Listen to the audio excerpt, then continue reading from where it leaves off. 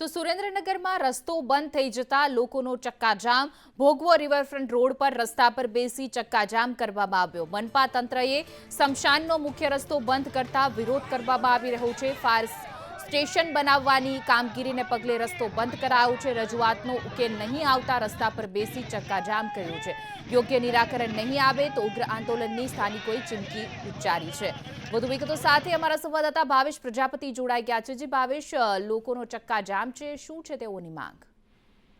ચોક્કસ વાત કરવામાં આવે તો જ્યારથી સુરેન્દ્રનગર નગરપાલિકામાંથી મહાનગરપાલિકા બની છે ત્યારથી અનેક પ્રોજેક્ટ છે, નવા છે અને મંજૂરી છે આપવામાં આવી છે.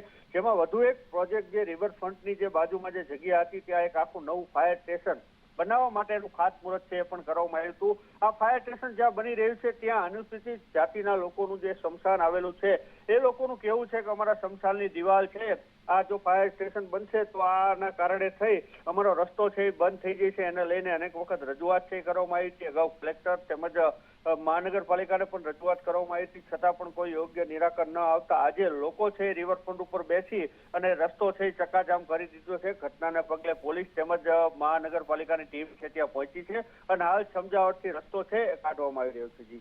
જી ભાવેશ, સમગ્ર માહિતી બદલ આપનો આભાર.